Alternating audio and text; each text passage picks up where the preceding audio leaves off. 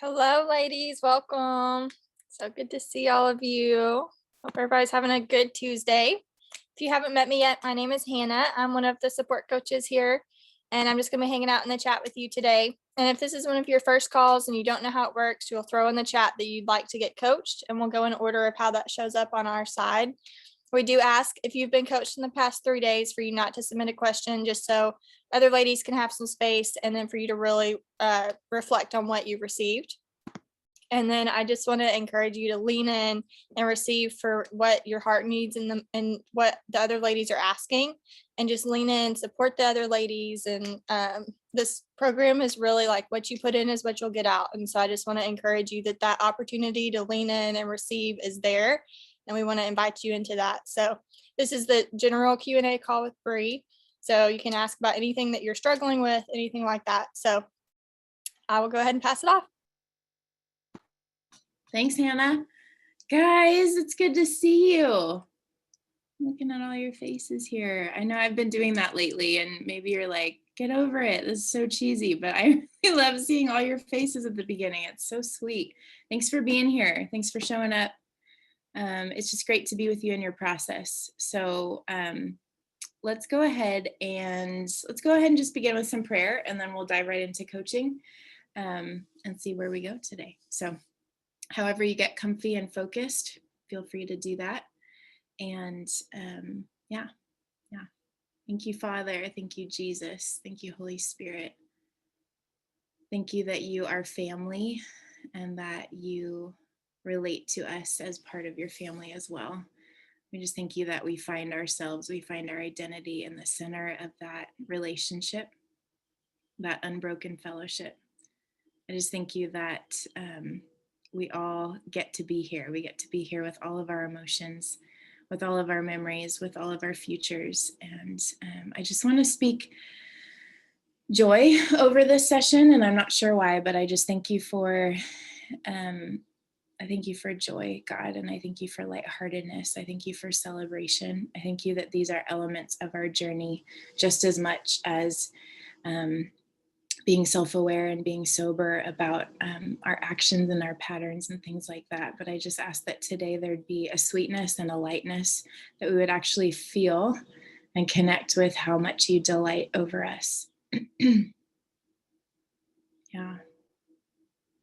So I just tune my heart, and I choose to focus on the good that you're doing in my life, God, what you're opening up, what you're unveiling to me. And I thank you that you always bring it to me inside of hope. And I speak that over each woman who's here on this call, that they would feel the hope connection, that they are heading somewhere, that their process matters. Yeah. And we just thank you for all these things. And we're glad that you're here with us today. Thank you, God. In your name, amen. All right, guys, we're going to dive right in. We're going to hop right in. We're going to start with Brianna. Great to see you. You want to unmute yourself? Where'd you go? There you are. Sorry. Were you chewing? Swallowing oatmeal. I don't want to do those on the call. Totally. One second.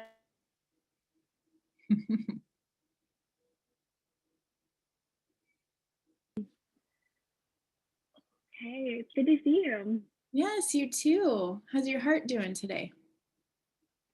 It's good. It's a little anxious, but good. Totally. Yeah. What would you like to share today? I've been mulling over, trying to decide exactly what to focus on, and I think I'm wanting to kind of process what's going on with my mom and I, and my relationship with her, and how I feel about her, / what I want to do about it, because I feel like my feelings are so all over the place with her, and I know what I think about her, or I know the facts of what happened with our relationship, but I'm it's hard for me to like acknowledge it or actually feel, I don't know, like feel the reality, like the injustice that happened with me growing up with her. So like a little background is like um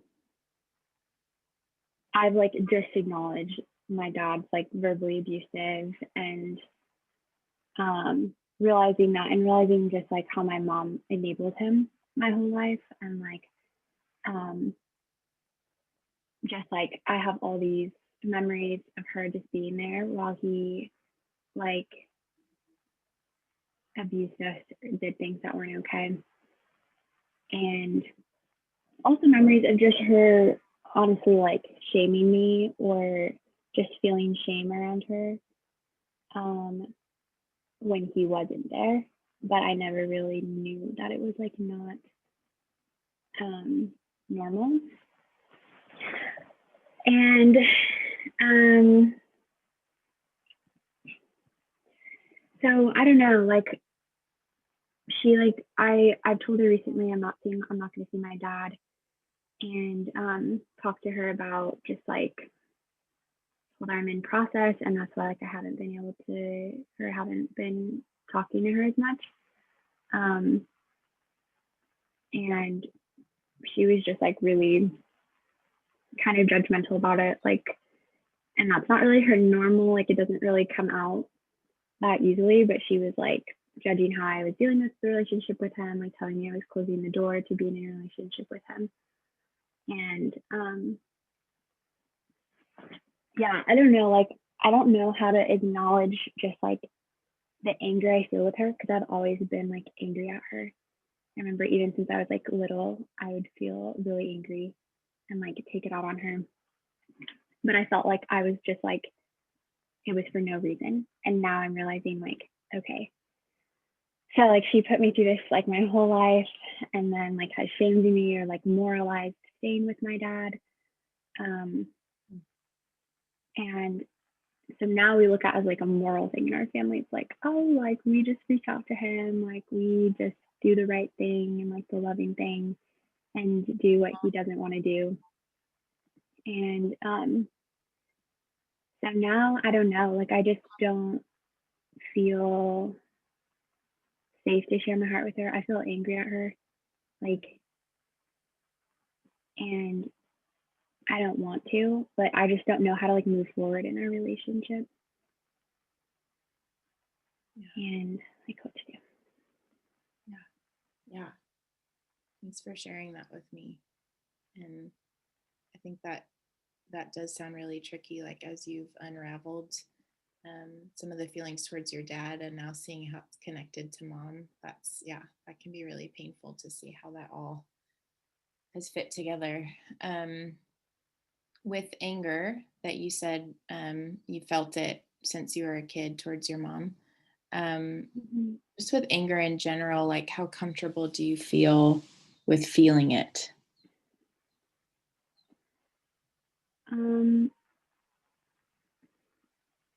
I think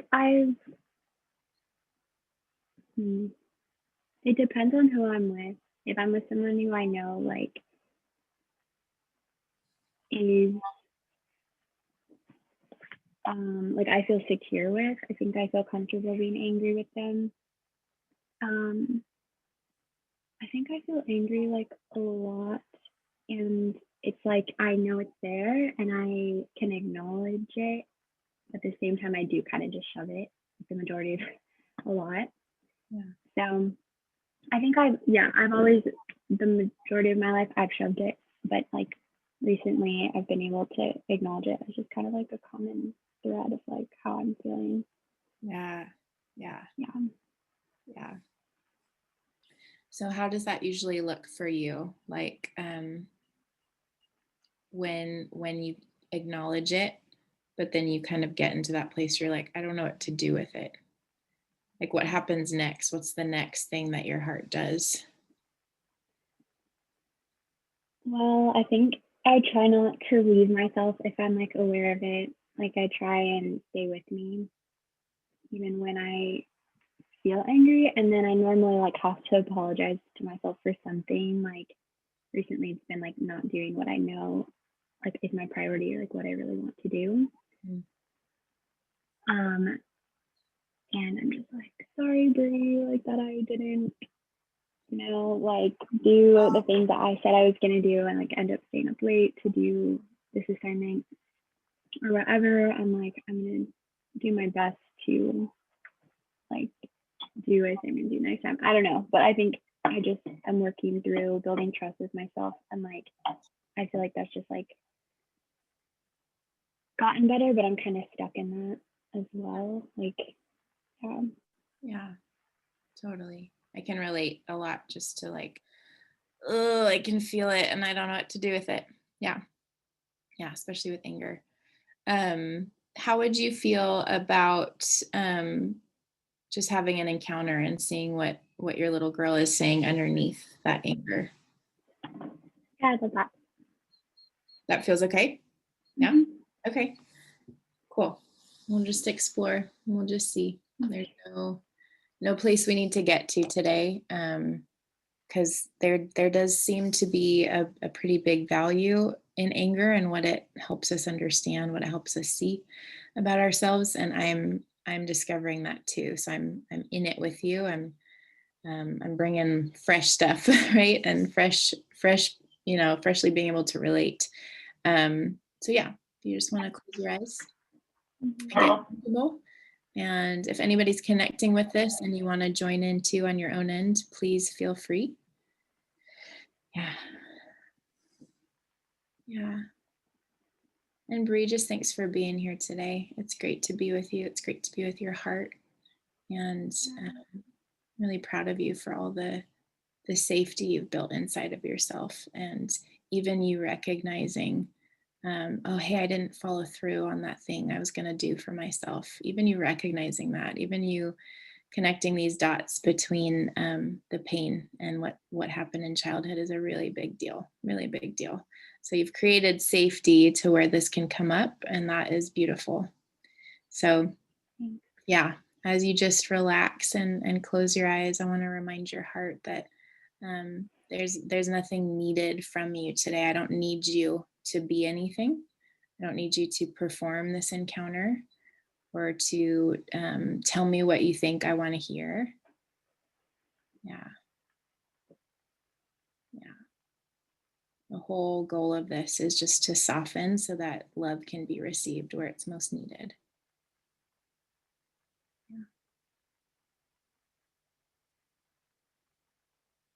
Yeah. So Holy Spirit, I just ask that you bring to Brie's mind the memory that's tied into this anger process today that you want to touch on.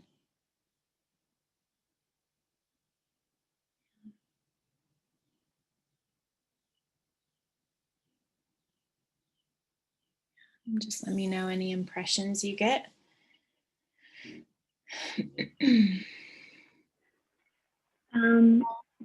I just saw myself like sitting in the car, like in a car seat, and then remember this time when like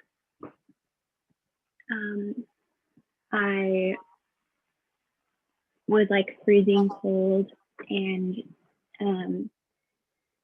my dad was like blasting air conditioning, and then my mom was like and I was like crying at this point because I was so cold and like wanted him to turn it down. And then he was like yelling at me and telling me I should have brought a jacket. I remember like being so angry and like crying and knowing like it was an injustice, like knowing that he should have done something, and like at the same time my little heart was like confused because no one did anything.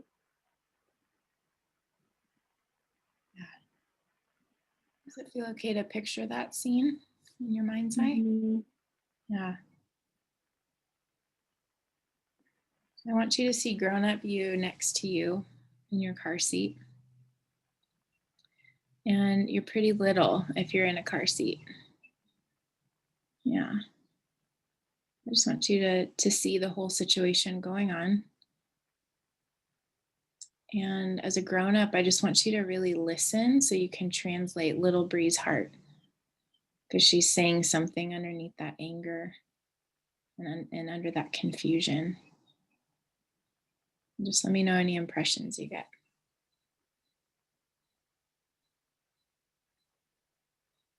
I think I just heard like I want to be taken care of. Yeah. Yeah. Yeah.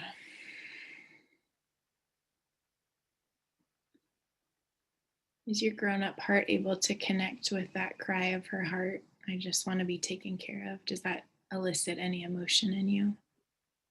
Yeah. Yeah. Can you describe that? Yeah, I think I feel that way a lot. Yeah. Like I feel like that with the things I say I'm gonna do. I feel that with my mom and dad's passivity. Yeah. And I was talking to my friend about how like one of my love languages is like acts of service. But I feel like it's kind of out of a place of like love. Like when people do things for me, I'm like so happy about it, but I'm like, oh, that's like it's I don't know. It doesn't feel like abundance. Like it feels like me like being like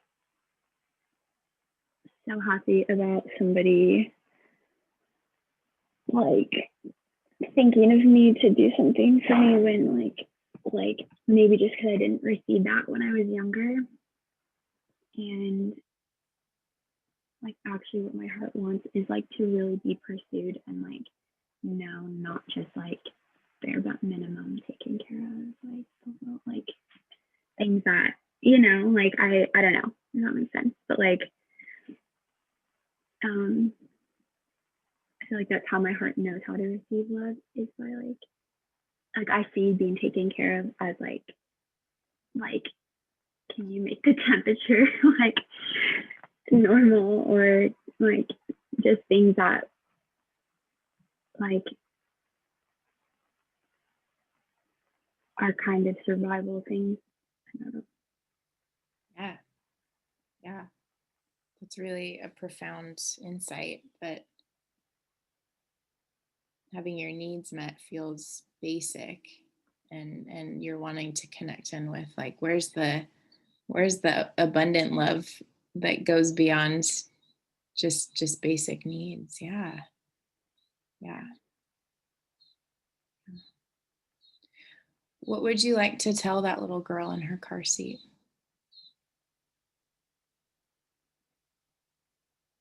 Mm, I feel like my hands like on her heart, and I'm like, I'm gonna take care of you. Hmm. Yeah. I want you to go ahead and close your eyes and just see that for another moment.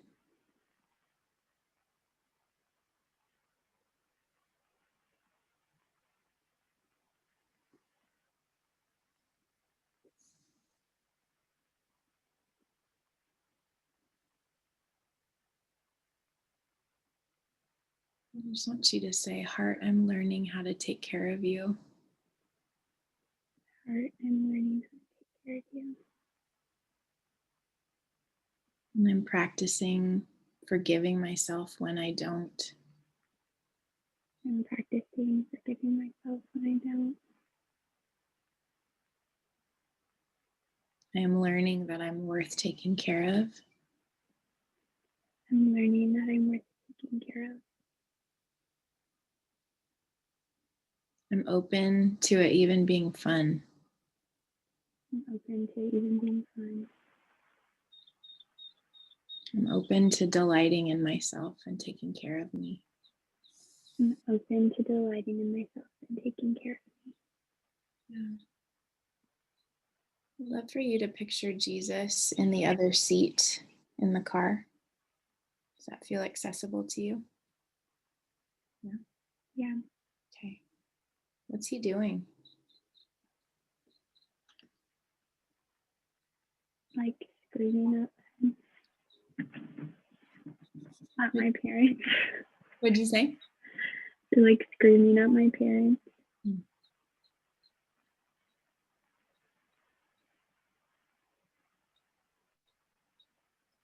And like defending me and covering me.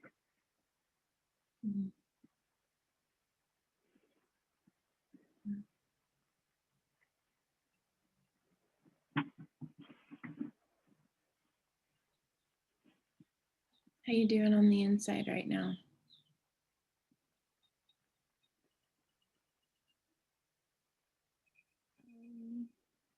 I feel more like at rest.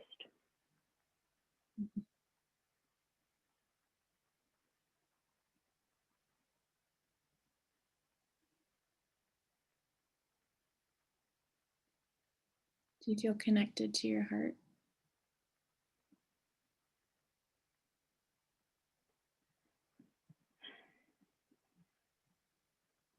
I don't know.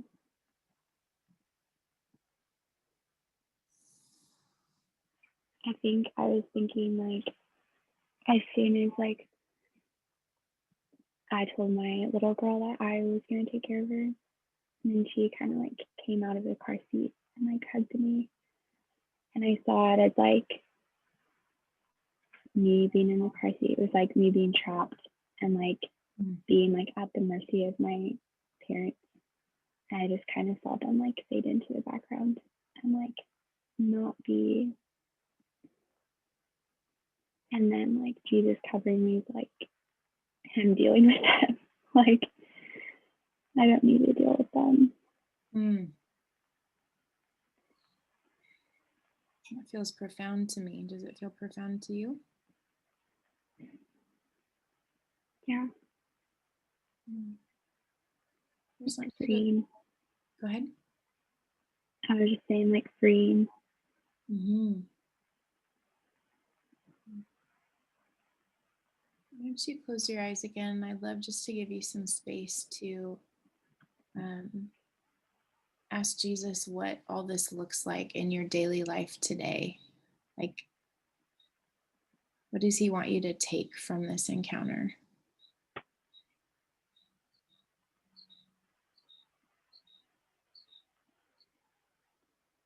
I heard joy. And Jesus, what does joy look like for me today?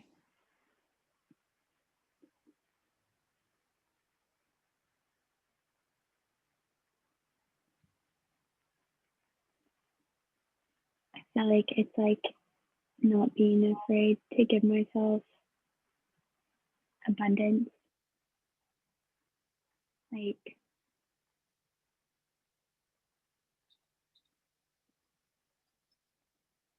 I don't know, like I saw a cup of coffee, like a picture of coffee, and I've been drinking like way too much coffee.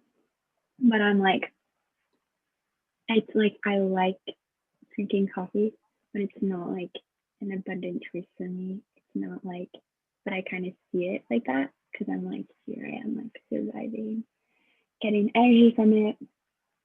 But I'm like, kind of as a representation of like, okay, actually, what's best versus what is something that's just like getting me through. Does that make sense? I tend to choose like, I know what should be a priority, but it's like I'm always fighting choosing what's actually my priority.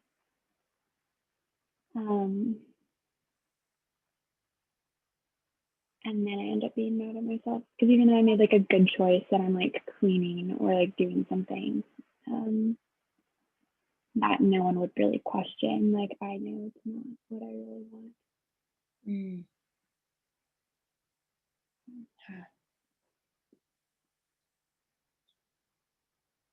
So I don't know. And in the past, I would like be like, okay, Jesus, help me decide what to do next. and like constantly be asking him what I should do because I felt like I couldn't trust myself to do what I needed to do. And but then I was like, I felt like I was in performance like always. And so then now I'm like, how do I like do what I actually really want to do without being in performance and without it being like a determiner of my value or of like me staying with myself or like I don't know, like how do I do it out of like love and joy and delight, like all the things I think. Mm.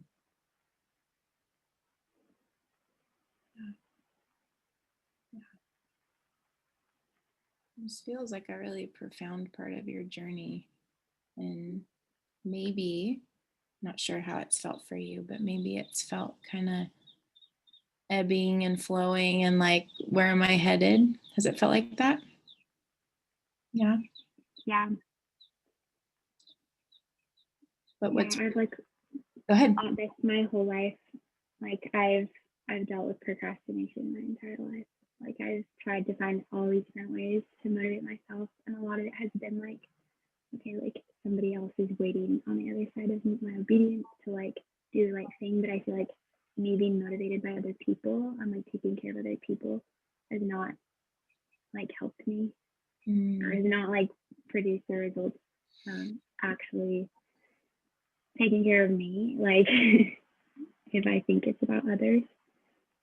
And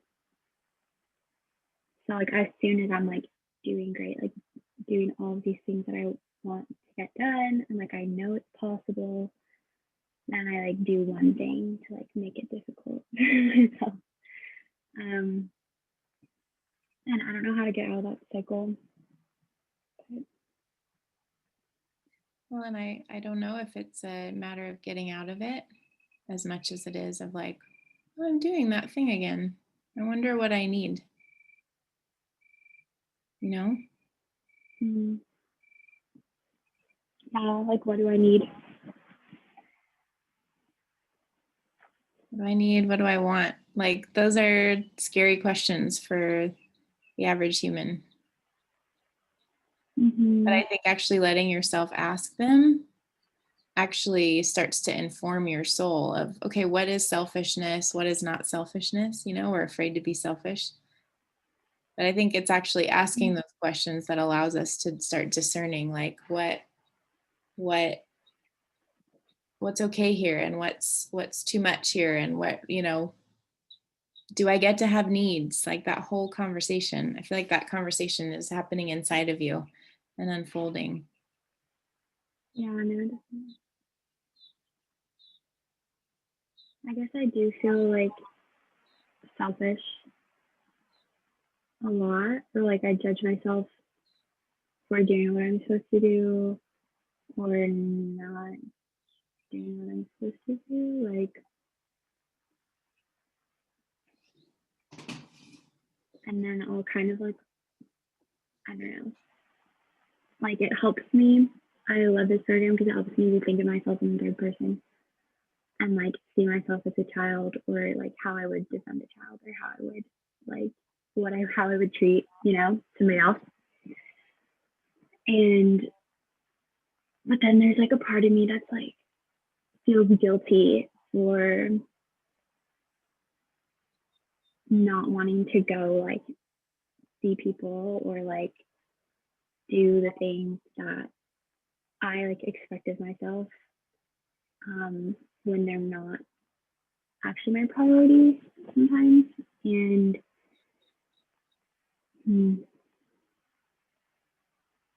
I don't know, my heart has told me like it needs consistency and it needs commitment, like for me to actually commit to something and follow through.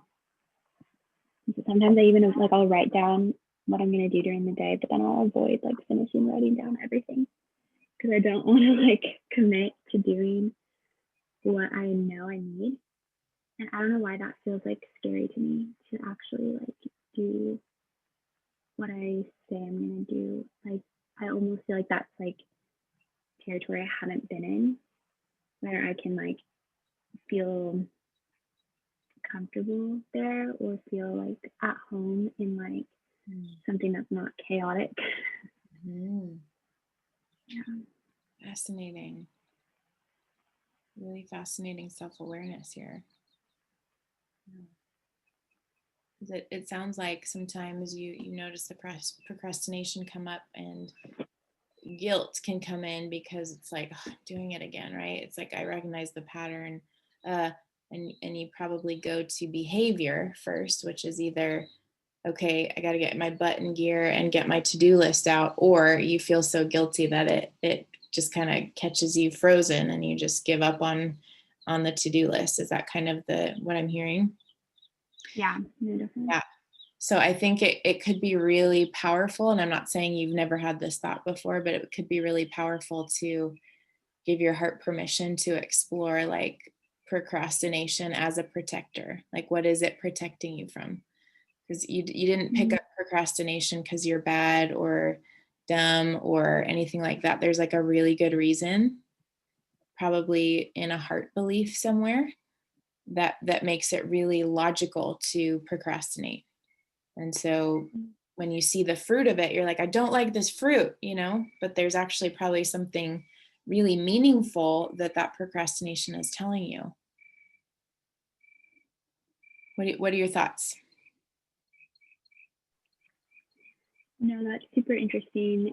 And I almost wonder, like, I just get the general sense of like my life is like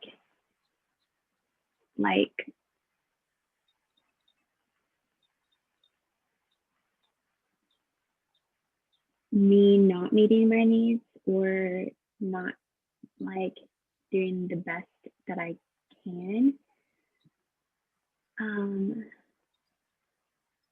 Is almost like me crying for like my parents to come and like see what's going on, or like not be passive about it, or yeah. But you said it's like protector, so like I guess I don't know. It's like protecting me. It feels like it's like protecting me from conditional love, like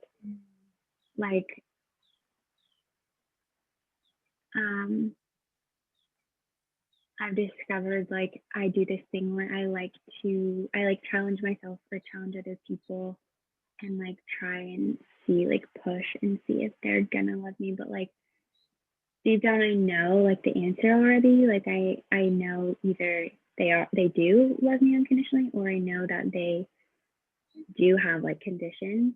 But I still like feel the need to like prove something by like I don't know. I remember growing up, like I'd get home and like sit on the couch and watch TV when I was supposed to like be doing homework. My parents would be like, "Oh, you can't like do that until you're done," and I would just be like, I think a part of me like was glad they were engaged in my life, and the other part of me was like, "What are you gonna do about it?" Like I don't know, like, and then also just annoyed and like passive myself. Like I know I'm like this isn't helping me. Like I know it's but like at the same time I was a child. Like I didn't really set the boundaries for myself.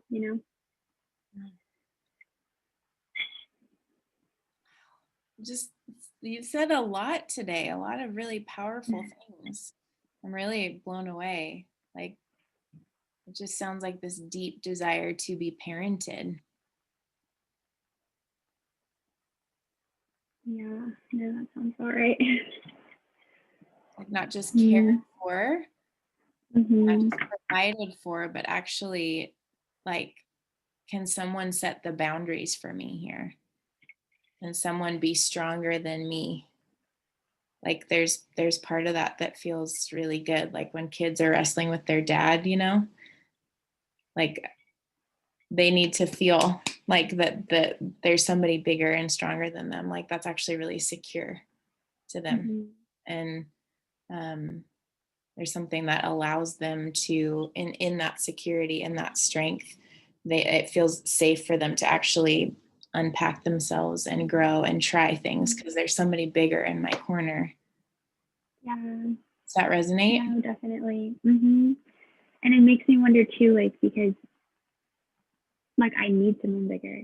So like I don't feel like that's me, but I also don't really feel like that's the Lord. Like I do.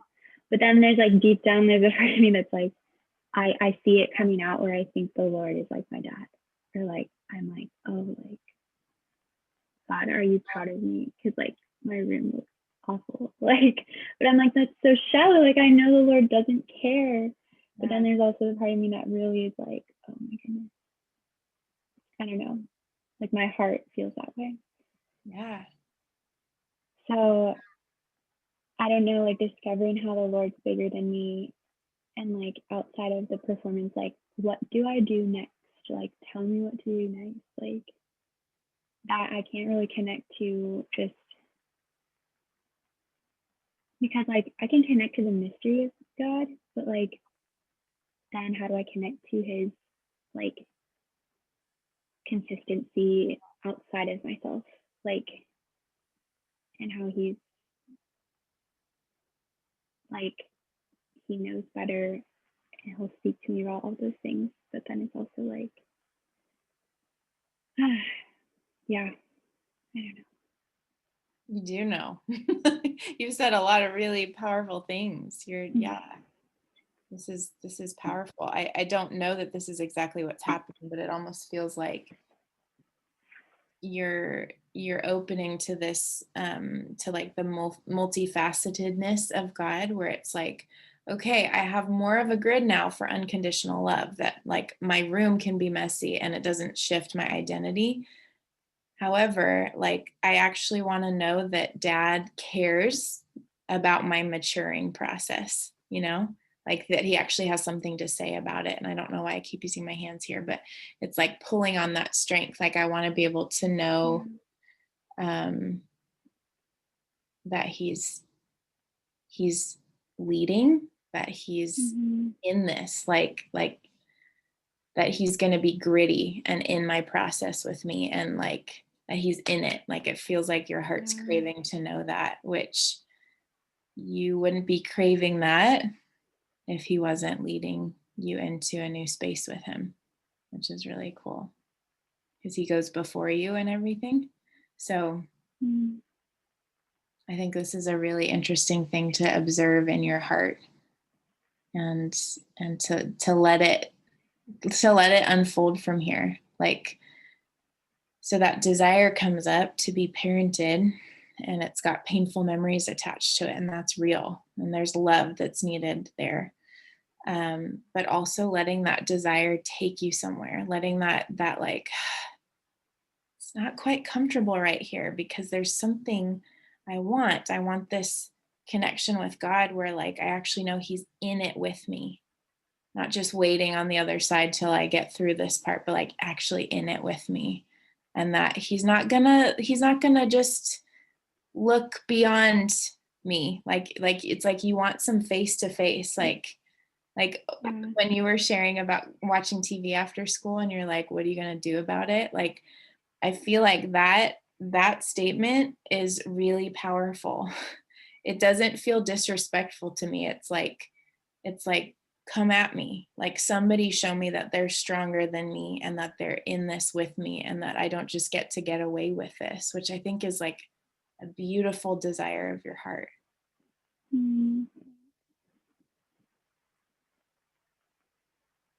How you doing? Good. I just almost feel like shame about that part of me because I don't feel like the Lord has met me there. Like,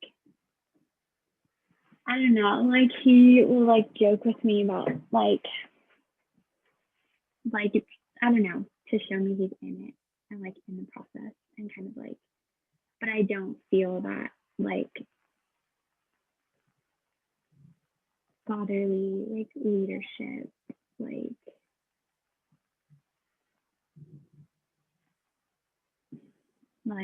yeah, I don't know, I don't feel like covered and like like I know my decisions aren't high stakes because I haven't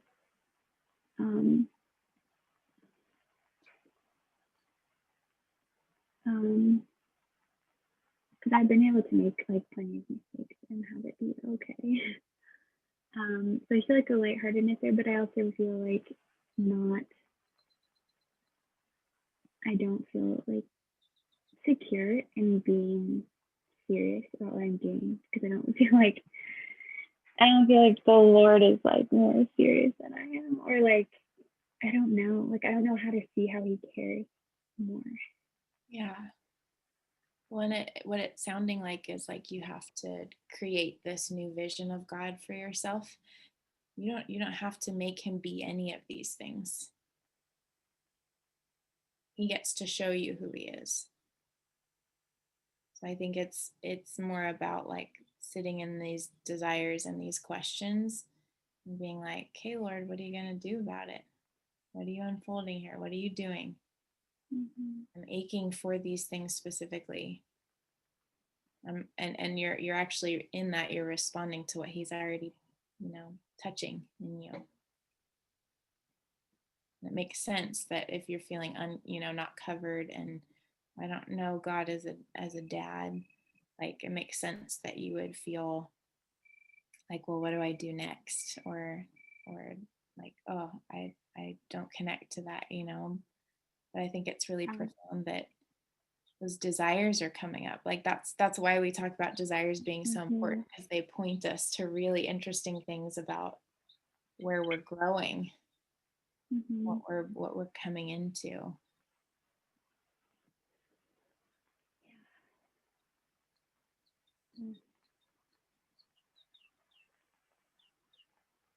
It's crazy. What's crazy? I don't know. I think it's crazy that I've always been like okay with calling God Dad, but like I've always seen Him, like I've always had an affection for my dad, like, but then I've also like hated my dad at the same time. Like that's who he is. I don't like who he is. And so it's weird that I can like connect with God as dad, but like then I wonder what part of me like is just like in what's the word when you're doing stuff on your own. Like self-sufficiency, because like there's this part of like my dad I feel like covered that, and there's this whole other part where I'm like I don't see it. Like I don't know, that's just crazy to me that like He wants to meet me there and like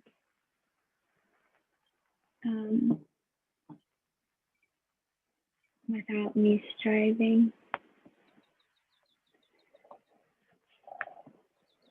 Yeah.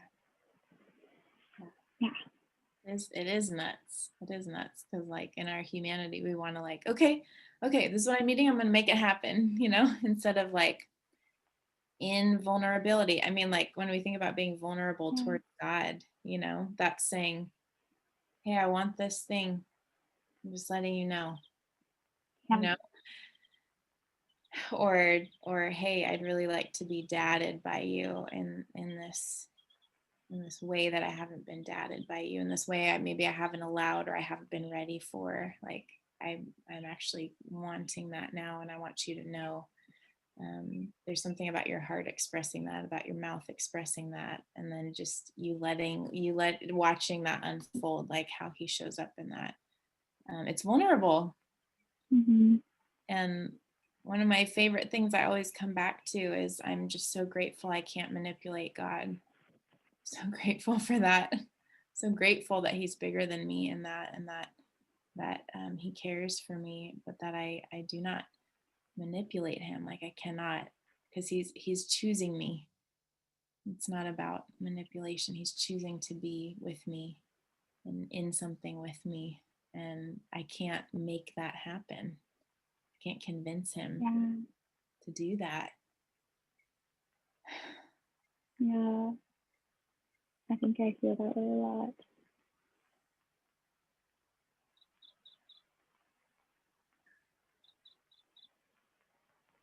How are you doing on the inside? Because I recognize there's elements of this that maybe feel like, well, there's no period at the end of the sentence, or there's like not really that completion feeling, Yeah. because something's unfolding. Yeah. So how are you doing? I'm good. I feel all the things you just said. Like, I don't, yeah. Yeah. Mhm. Yeah, I think it would be interesting to kind of take a bird's eye view of your heart today and your actions and all of that, and just kind of observe like, oh, interesting. Like I'm doing this, or wow, what would it be like for God to father me? Like just letting your imagination run with that. Like what would that look like? What does it look like for God to say no to me in a loving way? Mhm. What is that like? Like most of us have, one-sided experiences with being told no. But what if God told me no out of love? Like what would that feel like? What would it be like to feel God's boundaries? Because they're Mhm. all inside of love. Like what would that feel like? Like it just letting yourself kind of play around with that. Yeah, no, that's interesting. I think even as much as I'm like, oh, I'm manipulating God, sometimes I think he's manipulating me. Like, Mm. I see his boundaries that way. Interesting.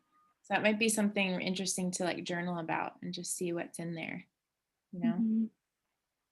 Yeah. Yeah, definitely. Okay. Are there any other thoughts you wanted to share or feelings or anything? Mm,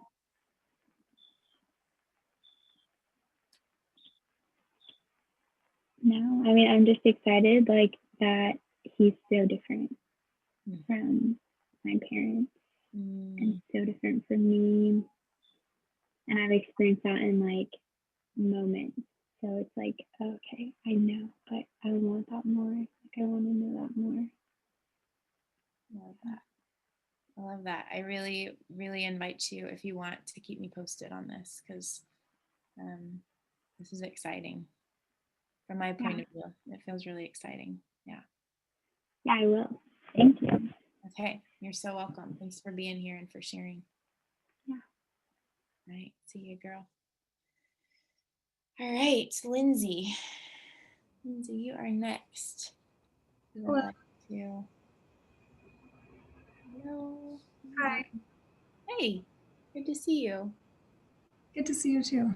Yeah. What's up today?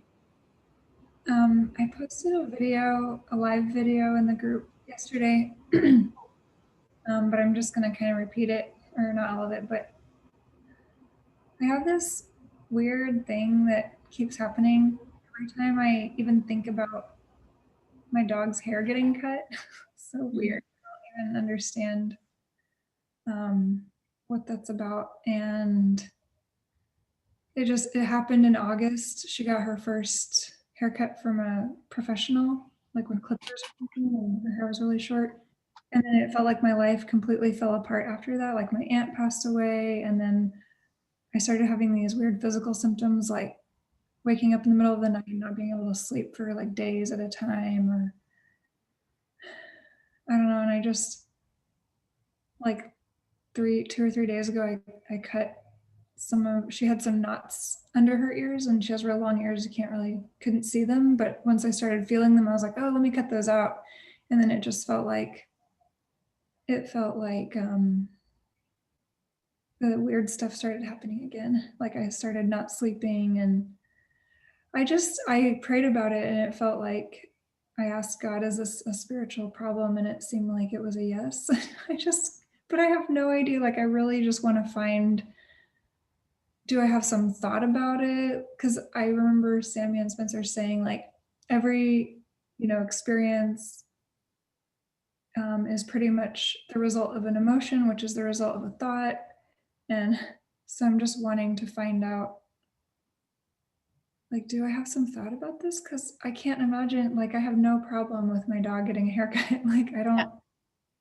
Yeah. Yeah. And Yeah. then, I'm sorry, and then it happened one other time when my mom was just talking about it. Like, I got this horrible feeling inside, and I was ready to leave her house anyway, but she lives far away, so it wasn't like I was ready to leave. But as soon as she started talking about it, I just like got up out of the room and like got in my car and left and drove like the 3 hours home. Mhm. Mhm. Anyway, Your I mom just was talking about the dog getting a haircut. Okay. Okay. Yeah. Yeah. No, I really appreciate you sharing this because again, like we are intricate beings and this is not stupid. Okay. So if there's any shame or like embarrassment about this, I'm actually really grateful that you brought it because I think being able to share about it is important because I think we all are we're all growing in our spiritual senses and navigating like what's happening inside of us as well as what's happening outside of us. So I'm really grateful you brought it and let's just be curious about it. That sound all right? yes, thank you so much. That was exactly, I kept feeling like, oh, I'm judging myself and I'm Yeah. Yeah. Yeah. The thing about well, let me share my opinion and where I'm at in my process with deliverance, other spirits, things like that is I'm in a place where it's like, okay, I'm going to be curious about this instead of fearful or trying to figure out the formula with which to dismantle this thing. So that's my approach, and that's where I'm at in my own process with it. So that being said, I think it's really, really um, grounding for me to just connect with Jesus. And that's important to me because Jesus is God and man. And so he is my guide in things of the spirit, right? Because like that's what he died to open up for me is connection with the Father and and whatever all of that's happening in an invisible space that we don't see with our natural eyes, but we can sense things happening. So that's really grounding for me to be like, hey Jesus, do you see this? Hey Jesus, do you think about this like this? Yeah, so that's where I'm coming from today. So what I'm hearing is that there's some kind of connection with your dog's hair and being cut and bad things happening. Yeah, yeah. And could you describe for me like the emotions that feel tied to this whole scenario, like your personal emotions? fear. Because as soon as it was so interesting as soon as you started talking about Jesus, and my mind was like, oh yay, yes, this is perfect. But my body, like I just have certain things that happen when I get fearful. Like I get this weird taste in my mouth, and I just noticed, I was like, oh, that's fear. Yeah, yeah, yeah, yeah. Okay. Which is again not the most fun thing to feel, but we're just observing. Just observing. Okay, it's fear is the main thing that comes up. Is there any are there any what if statements that come up inside of that fear? Or is it just this general cloud of fear? What if like, I don't know, it's almost like, what if Jesus doesn't want to be here with me? That's yeah. Okay. What if Jesus doesn't want to be in this situation right now, what we're processing? Okay. Okay. Yeah. Which doesn't make any sense to my logical brain, but I'm like, oh, I can feel my heart saying that. So Okay. Yeah. Yeah. So maybe there's some kind of well, let me pause and ask you. Is there any memory of like how am I gonna word this? Like, is there any thought in your head or memory in your head of um like people aren't going to want to be with me in something that is a little odd, or is there any Does that any of that feel real? Yes, I was such a weird kid. I mean, I'm still weird, but I was even weirder as a kid. And I just felt like people were like, oh my gosh, she's so weird. And Okay. um, people would tell me that a lot. And even like all through college. And I mean, I finally, like, once I was out of college, I kind of tried to calm down and be more normal, but yeah. Yeah. Yeah. Man, I'm so sorry. Yeah. I'm reading the comments and Oh, yeah. Yeah. and there's so many bodily sensations going on right now, which is great because I feel like it's opening, like things are opening up. So Okay. Yeah. Does it help to describe what's happening in your body? To talk about it, just so that we can be with you in it? I just have like there's a weird pressure, or there's some pressure behind my eyes that's not normally there, and then like ever since I started talking about this at the very beginning, my voice has been real scratchy, and that happened the last time I got coached, and it's Yeah. just. But I'm glad because I feel like okay, this means it's something really big that wants to be known. So. Mm-hmm. Yeah. Yeah. Yeah. So go ahead. Yeah. Close your eyes and just picture Jesus like as if there were a chair next to you. So I want you to see yourself in the actual room that you're in right now. But just see Jesus with you. And just focus on his face for a moment. And it's okay if part of that's blurry, that's completely fine. And anybody's welcome to join in this as well. But just set your heart on focusing on Jesus. Yeah. And if you can see his eyebrows, just focus on his eyebrows for a second. I know that sounds silly. Just go ahead and see his eyebrows. And see the outline of his face, see his face shape.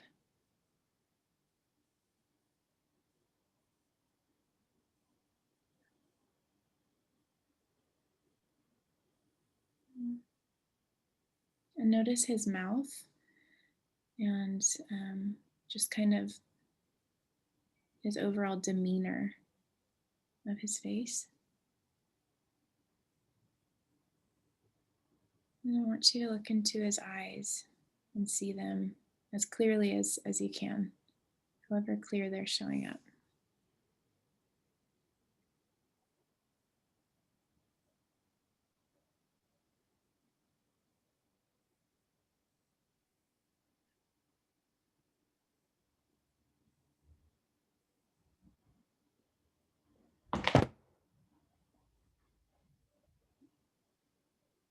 Yeah, just let yourself have this moment looking into his eyes.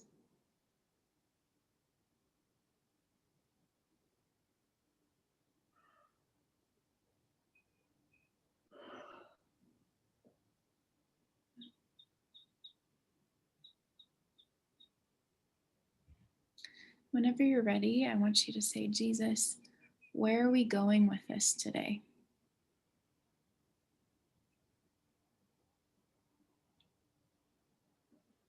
Jesus, where are we going with this today?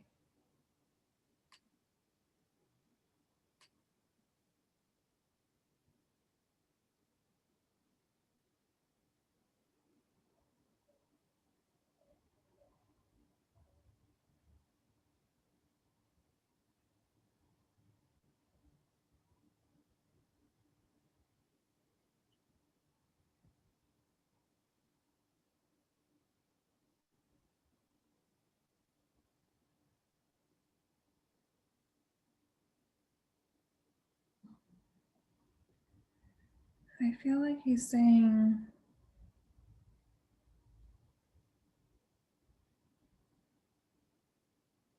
that it's like I have expectations for what love or his love is going to look like, and that he is ready for me to dismantle, like for me to stop telling him what love looks like and for him to show me. Hmm. So it's like really similar. to what Brie was saying about manipulation, or what you were saying about that.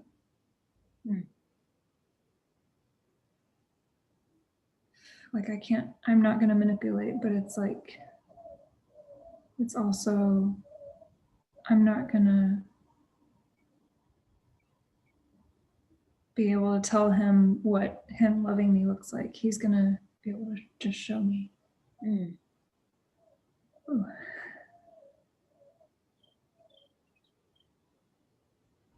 What happened just then?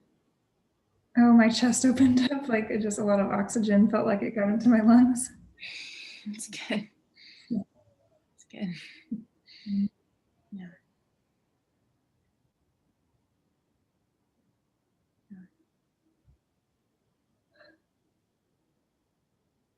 Do you have any questions for Jesus after you sense him speaking that to you? Yeah, and I feel a little distracted, so I just feel like being like, what the heck? Like, why is this happening to me? Or like, what's going on? Yeah. You said you feel distracted? Yeah, I felt like I got a little distracted for a second. So then when you asked that, I just immediately went to like feeling really forceful, like, I want to know, like, I gotta know what this is about. Yeah, yeah. I'm gonna go back to that peaceful place of like, he was like, I'm just gonna show you what it looks like for me to love you. Yeah. Yeah, so just focus on his eyebrows again. Just see him, let his face become clearer and clearer. And then focus on his eyes.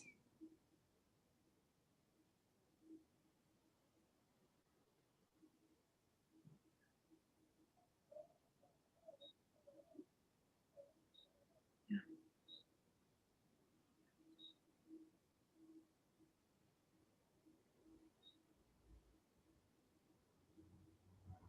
I want you to ask him, Jesus, how do you want to love me in this moment? Jesus, how do you want to love me in this moment?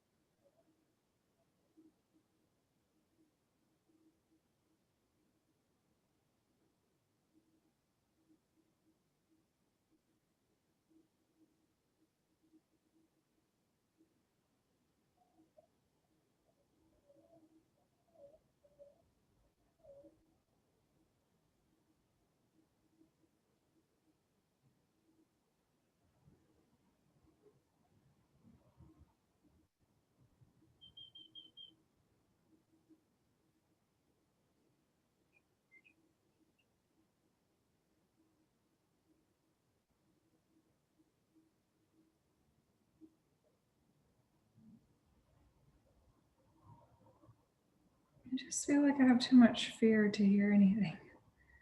Okay, it's all right.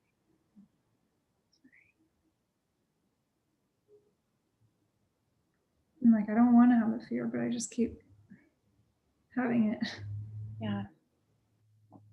But I do feel it's like I feel his eyes being able to go right to my heart and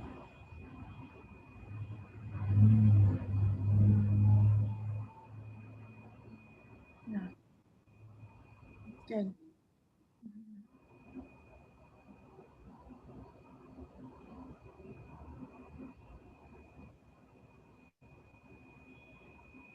Jesus, do you want me to know anything today? Jesus, do you want me to know anything today?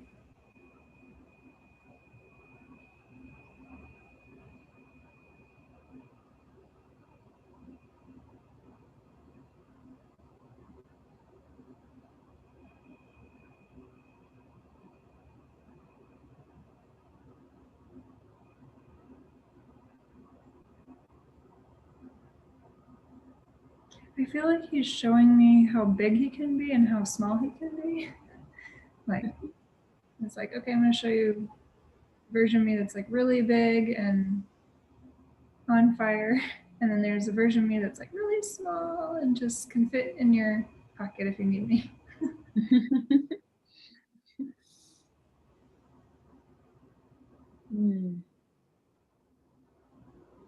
I don't know what that means though. Just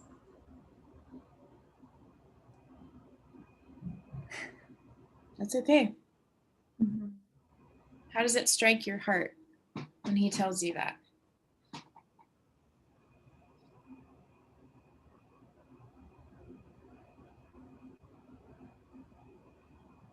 Just that he's like ever present, ever available, like always there, or can be called on in any situation.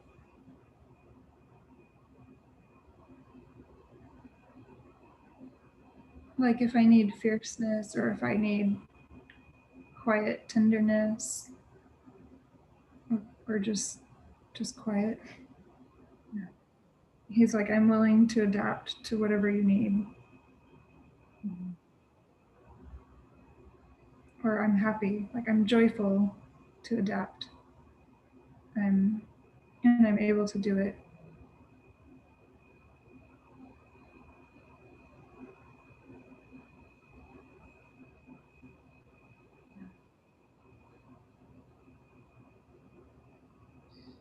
Just want to give you a moment to pause and just from your own heart, and you don't have to say this out loud because it can be intimate, but I want you to start letting your heart focus on those different facets of Jesus. So let him see him big and see him on fire and see him small and see him close.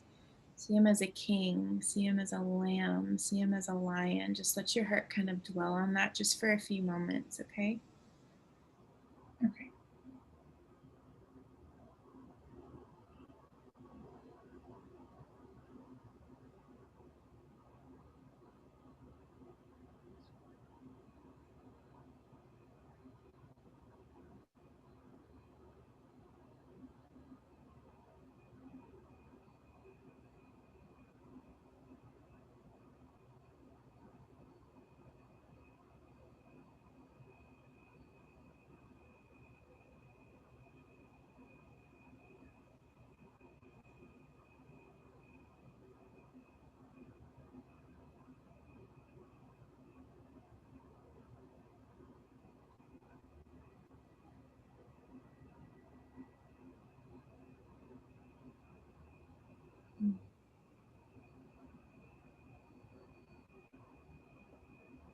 I feel like he started taking all those forms, and it was like he started taking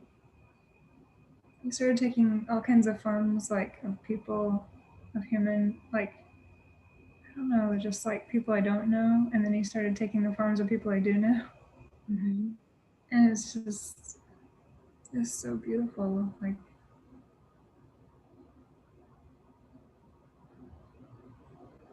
I didn't ever think of my loved ones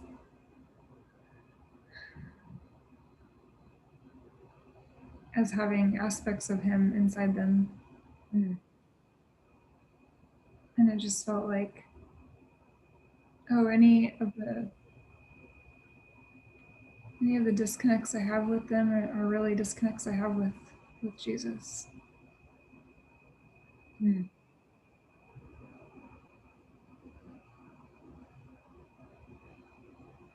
Wow.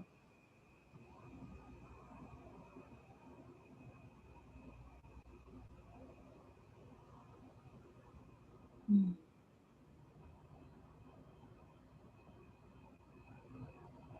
Yeah, keep taking this moment. You're doing just fine.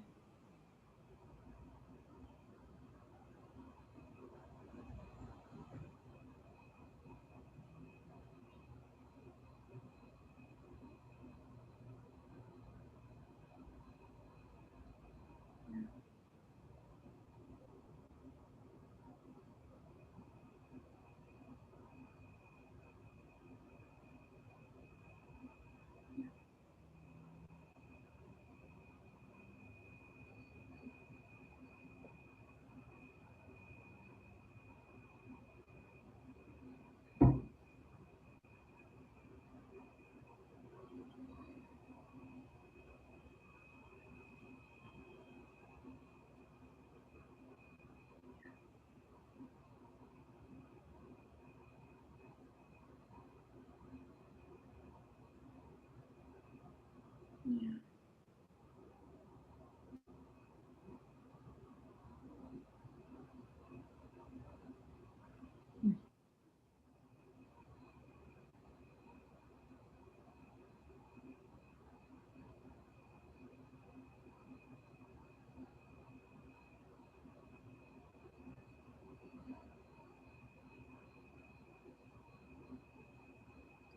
Is there something you want to say to Jesus?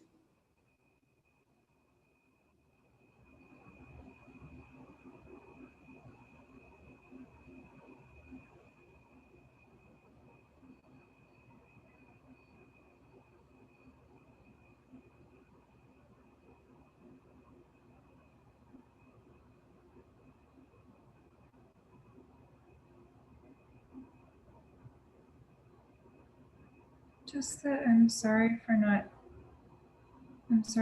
seeing you. I'm sorry for not seeing him how he really is. And that I'm so thankful that he is showing himself to me now.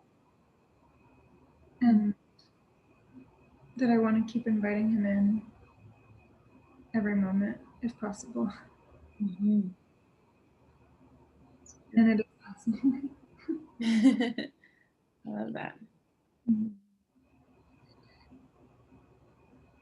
don't you take a couple of deep breaths and just let that space in your chest have some more oxygen. Yeah.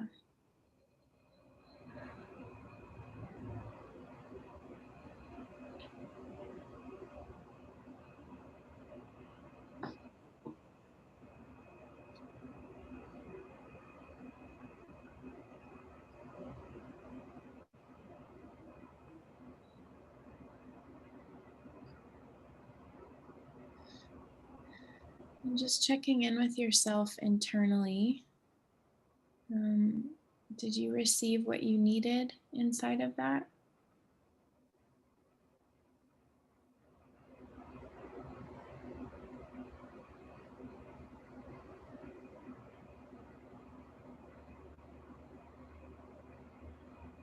Yes.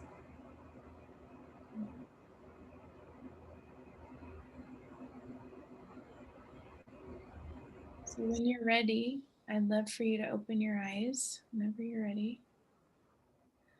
And I know that where we went maybe didn't feel related to the original topic, but I think it's really interesting that that's where we ended up. So I think it'd be interesting for you to keep that encounter that you just had in the forefront today. Those other elements you brought up earlier about your dog come into mind and you feel that familiar fear. Acknowledge it for sure. It's not something we're going to dismiss. But I would be curious if you refocus on that encounter and be like, okay, I had this encounter from this question. So is there something you want to show me here again that relates back to this? Because in the natural, our logical minds are probably going like, how does this all fit? We don't have to figure that out right now. I love that you had a sense of, no, I got what I needed.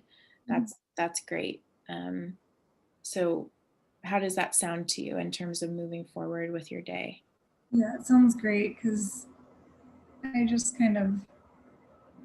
I got a sense that I will know, or that it's soon, like it will soon be revealed, even if it's not right this second. But it was like, okay, I saw what I saw in the encounter. And then I guess Jesus was just kind of showing me partly to like, yeah, I'm in your dog too. And so there's something there. Like, I don't know what it is, how it's related, but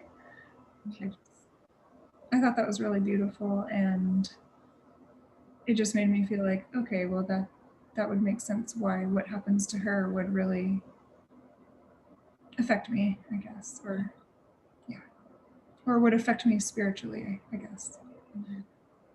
Okay. Yeah. Just keep letting that, when those questions come up, just, okay, I'm gonna see his eyes. You hold that question before him. Yeah. Mhm. Yeah. And thank you again for being vulnerable and being like, oh, I don't know what this has to do with anything. I think that's so powerful that you're willing to just say it. So I appreciate it. Yeah. Thank you, Brie. Yeah. Keep us posted, okay? Yeah, well. Okay. Thanks, Lindsay. All right. Hannah, who is next? Can you remind me? I can scroll back up too. Okay, cool. Rio. You. I'm eating an egg. Sorry.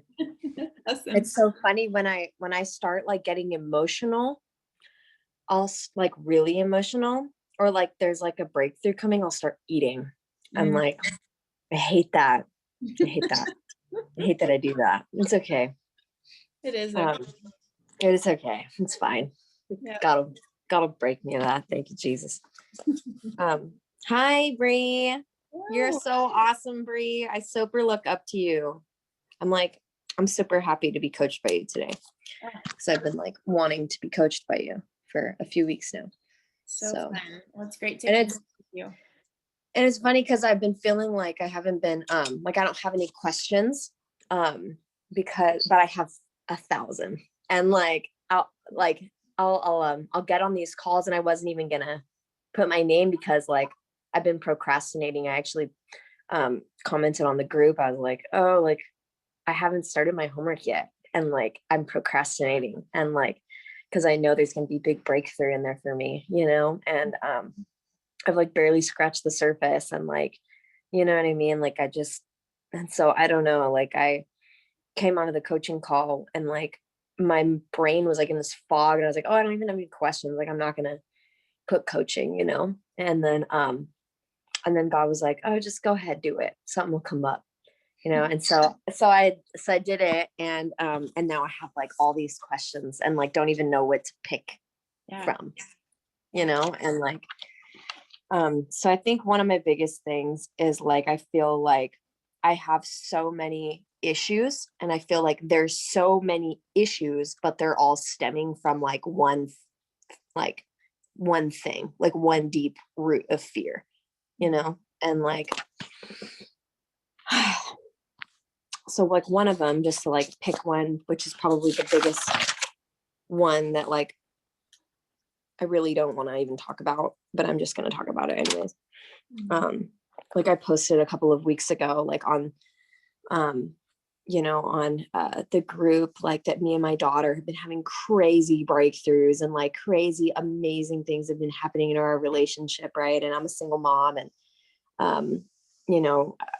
in like a place where like we don't have any family. Like I'm from Hawaii, and we moved to Wenatchee, Washington, and like we don't have any family members over here. She's got her dad, but like he's not really around, and or there for her at all. And so she just goes through a lot of stuff, and she's 6, and so I think she's changing a little bit. And like but she lately has been getting like very, very like mean, and like I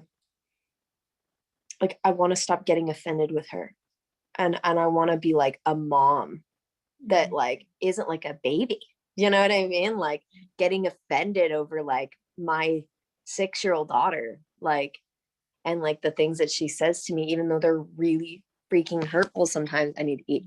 There's an egg. I'm sorry. It's okay. I'm done now. And so yeah, so I want to stop getting offended with my daughter and finding so much validation in the way that she treats me, that I like cause her to that I cause like more damage to our relationship by getting angry and upset. And like, so just like an example is like one of the things that really gets me PO'd is we had a situation the other day where like I let her freaking do everything, man. Like I do her laundry for her, I fulfill all her basic needs, like, and more, like, you know what I mean? Like I'm like a single mom, not making very much money during a pandemic, and I'm like going to take her freaking rock climbing and going to freaking take her like all these places that she loves, have let her friends sleep over on school nights. And maybe I should put a little bit more boundaries and be a little bit better with boundaries. But, you know, she just has this pull on me where like, I let her get away with so much. And one thing that she's been saying lately is, I wish I had a different mom. And like, I wish I had a different family. And like, I don't want you, you know, like, I don't want you to be my mom. And like, just blatant, like straight up, like, I wish you weren't my mom, you know? And it's like, oh God, like, it friggin' sucks, dude. Cause like, I know that's not really what she wants to say to me. I know that that's not, because I talked to her about it. Like, we had a huge fight, on Sunday morning, and I was gonna go drop her off at her grandma's, and like, we were having a fight in the house, and like I kind of like almost pushed her a little bit. Like, I almost pushed her, and like, I've never, like, you know, before Christ, like, we went through so much shit. Like, I put her through so much. Like, I almost gave her up for adoption. Like, she's been through seriously traumatic things that kids like should not have to go through. And I feel like a lot of that is like coming up because she's getting older, you know? And like, I don't know if she remembers a lot of it, but like, she was young, you know, but like, she bounced around from house to house, and I was doing drugs, and like, I lost her for a little while, you know, and like, there was just so many things that she went through that like, I have to remind myself, like, don't be offended with your daughter that's been through so much already as a 6-year-old, more than you've ever went through at that age, you know? And like, I went through some brutal shit, you know, like when I was her age and like younger than her, but like, she's been through way more than I've been through even. And like, that I've put her through, you know? And so like, now I'm like a really good mom, and I know I'm a really good mom now. And like, I don't hit her or abuse her like I used to when she was super young. And like, I kind of like put my hand in front of her to like stop her, because she was running into her room to go change. I'm like, we have to go, bro. And like, it kind of, I think she thought that I hit her like on purpose, you know? And I was like, dude, like, I didn't hit you. Like, I put my hand out to stop you from running into your room because we need to friggin' leave, you know? And then that's when she was like, I wish that I had a different family, you know? And like, I don't want to live with you anymore. Like, all this stuff, you know? And then I pulled over on the side of the road right before I was going to drop her off at her grandma's. And then I pulled in, and then like, I said, okay, how would you feel if I just left you here? And like, it hit a chord in me where like, I was actually thinking about doing it and not coming back. And like, about 4 years ago, like the reason why I came to where I'm at right now in Washington, I called up her dad, and I was like, hey, I can't be a mom anymore. Like, you need to take her, and I'm just going to send her to you, or you need to come out here and get her, but I'm done being a parent, you know? And he had like abandoned us over there, like, you know? And so like, he felt terrible, like me calling him 2 years later when she's 2, and I'm just like in shambles, ready to completely give up on being a mom, you know? And like, he convinced me to like come out and like try one more time, you know? And like, and I felt the same feeling of like wanting to abandon her, you know? And like, I just don't want to be that offended with her anymore. Like, to a point where like, she says something that she doesn't even mean. And like, I want to like leave her. And that's like so fucked up. Like, it's just like, I don't want to do that. I don't want to be so like upset with her. And like, I don't understand like where that's coming from. Like, I've asked God, like, why do I get so mad and offended at her that I just like want to leave and like shut down and like not talk to her, and like where's that coming from, you know? And like I've had some issues with my mom, like really big issues. It's probably like the biggest reason why I deal with so much shit is because of like issues with my mom. And my mom is a single mom, and like it was really hard. And me and my daughter have a very similar relationship that like me and my mom had. And like, except for I'm really transparent and vulnerable with my daughter, and my mom wasn't, you know? And it's like, dude, like, I just want to change. Like, I don't want to hurt her anymore. I'm so sick and tired of hurting her. And like, I just feel so bad, you know? Yeah. I don't know. I don't even know where to go from here. I don't know what Holy Spirit is telling you. Like, I just need something. Like, I need help. Like, I hear you. Yeah. I'm so proud of you. That's what's happening on my end. So I feel really amazed by you and you being willing to share this with me and with the group. And I believe you that you don't want to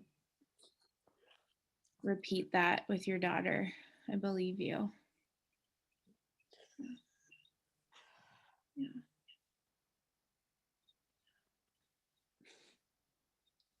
I know that like me and my mom, dude, we've been through so much shit together. Like, when I got pregnant when I was 19, I was homeless and like with like a dude, there was a tourist, and like it wasn't ideal. Like, I was living in a tunnel, literally a storm drain. And like that's part of my story, is like coming out of all that shit. And like you know, and like I went to 2 years of ministry school, like since I got saved 4 years ago. And like, you know, I sometimes feel like I'm on top of the world. And then there's like these cycles of like up and down and up and down. And it always is like my daughter and like what she's going through. And like, I just find so much of like my worth and my value about in how like she's doing, you know? Yeah, that makes sense. Yeah. And I think there's like a relational level that like I have expectations of her, right? But like I also need to like just I don't know. I know all these things up here, but I don't know what's going on in here Right. at all. Yeah. Yeah. I mean, what's profound to me is that you would even be drawn to a course like this. You would even say yes to a course like this. You would even say, okay, I'm going to sign up for coaching today without exactly knowing what I want to talk about, you know, like that. There's like this gritty part of your heart that's like, I'm moving forward. Like, I don't know how to do it, but I'm going for it. And I think that's amazing, that resilience and that, yeah, like I said, that grit to keep saying, no, I know there's healing for me. Yeah.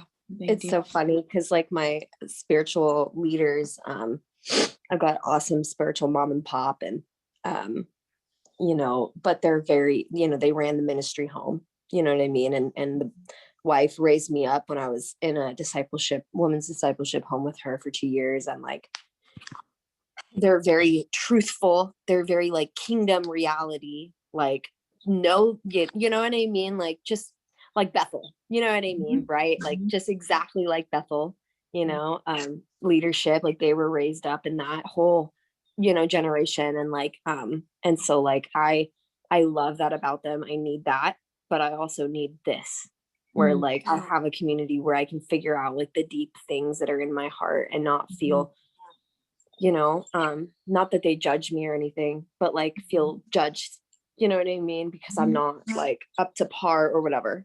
And like that I'm dealing with all this crap, you know, like I'm supposed to be in ministry. Like we have a ministry meeting tonight to like do strategic meetings about like what we're going to launch and things that are going to happen. And I'm just like, I don't want to fucking do this. Right. I don't want to do this. Like, I'm not ready, you know? And so I'm struggling because I like want to pressure myself. Another thing I struggle with is putting so much pressure on myself. And like nobody else puts pressure on me. Like, I'm sure if I backed out, they'd be like, oh, that sucks. We're going to freaking miss you, bro. Like, it would be awesome to have you, but we get it. Like, they're not going to take their love away from me and like stop hanging out with me. And like, you know what I mean? Like, I know they would never do that. Like, it would suck for our leadership team. You know what I mean? But like, I just put so much damn pressure on myself and like to perform and to like, and like, I know that like, and I put that on my daughter. And so it's all kind of comes back all together, like as like, there's like something that I'm not seeing, but like, it's like this you know, and then I'm also starting to recognize that like I can perform for God too. Right. Like there's times and tendencies that I have to like perform for God, but like, I mean, the gospel that I found that I clung onto when I first got saved was grace through faith, man. Like it has nothing to do with works. I mean, that was beaten into my head, right? But I still have these things where the performance like peeks through and like rears its ugly head and like just, and I just want to stop that. And I want to live free. I want to be free. I want to feel free. I want to feel like I'm a freaking bird. You know what I mean? One of the words that God gave me this year was like I was driving by Costco. It was super random, and I live in East Wenatchee, this town where one of like the airplanes from way back in the day actually crash landed here in my town. Like one of the first airplanes ever or whatever, you know. And like I was looking at the sign and God was like, from this place you're going to take flight, you know. And it was like this freedom thing that he was like singing over me, you know. And like I want to feel free and not trapped in my heart. Like I can't feel myself. I can't feel my heart. I can't hear my heart. I can't connect with myself. Like I freaking hate myself. I'm going through like crazy self-hatred that I didn't even know was there. And like, I can't even barely look at myself in the mirror. A couple weeks ago, I wrote down like, oh, I need to like speak declarations over myself 10 minutes a day. And like, it's like, I can't even bear to barely look at myself in the mirror. Yeah. Like, and like, why is that? Like, I know I'm beautiful on the outside. And like, I know that like my heart, like I know what God's told me about my heart and that it's good, but I just like don't see it. And like, I don't get it, you know, like, and maybe just because I'm just dwelling on the past so much, I'm like not getting vulnerable enough, you know, just kind of repressing it and like, you know, I'm sorry. I don't want to talk anymore. I feel like I'm just talking and I just need to be quiet. So I don't know what I need, but Holy Spirit does. I actually have a sense that this is what you need to share and be seen. So I'm so okay with letting you have that space. Thank you. Yeah, that makes sense. Actually. Yeah. I struggle big time. Like one of the things I just posted on here, those eggs are working.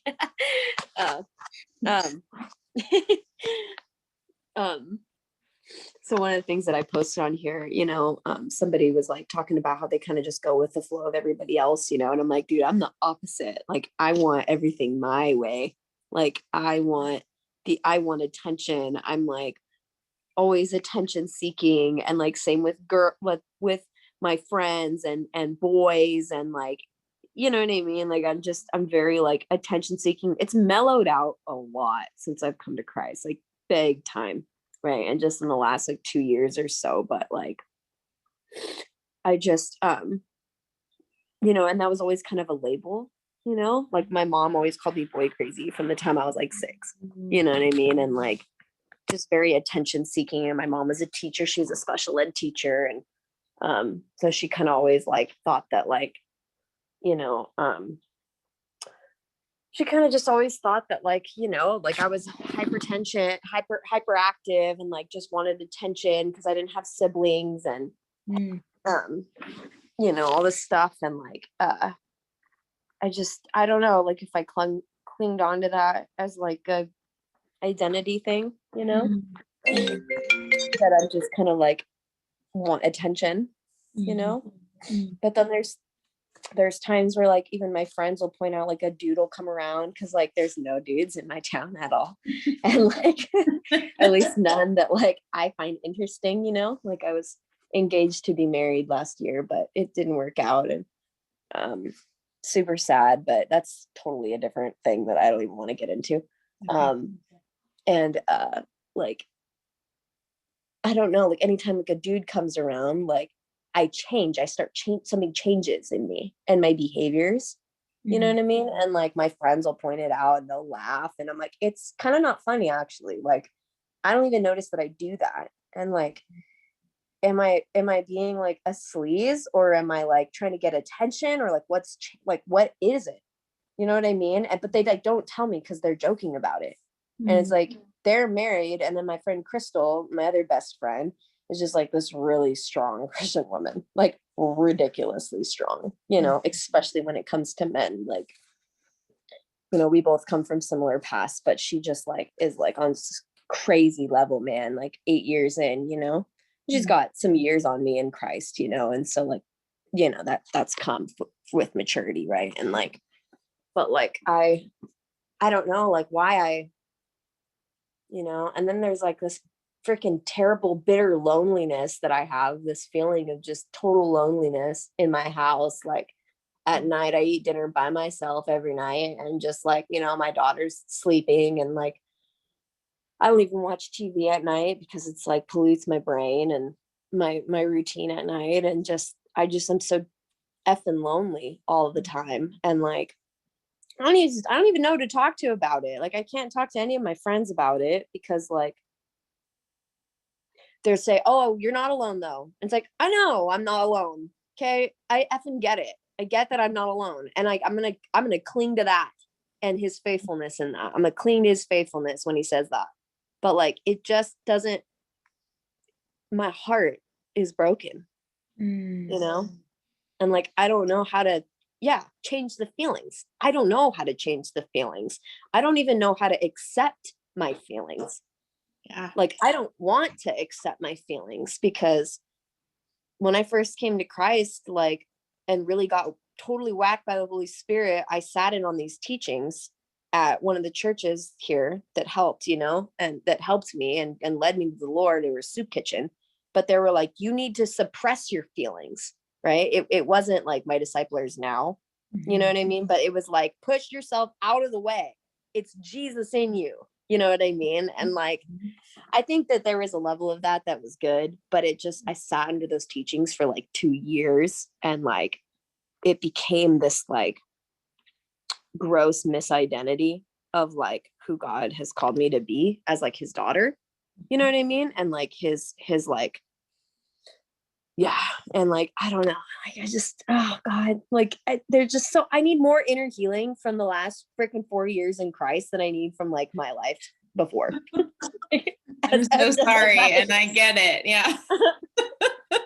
It's so messed up, like, because like all the people that I surround myself with have come out of gnarly stuff, man, just like me. Like I got saved at a soup kitchen ministry.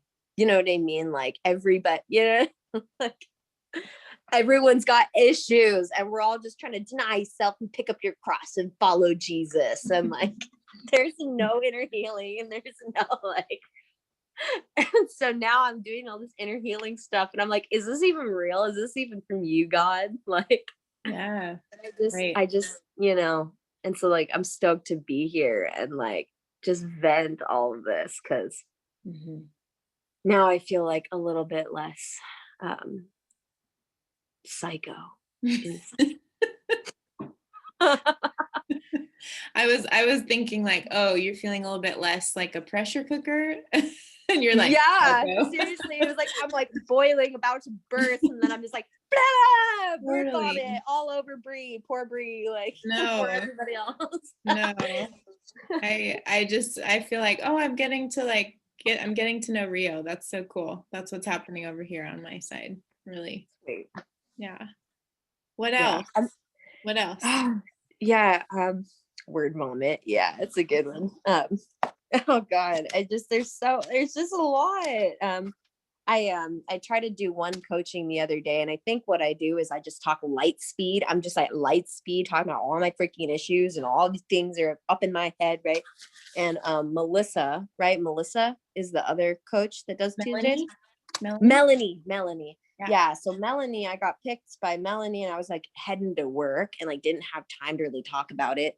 But there was like a huge thing that happened in our ministry. Like I So like I got saved at this place, and like it was a soup kitchen, and then like there was like a huge debacle with like some of the leaders there that are still my leaders, and so there's like this big huge issue and like betrayal.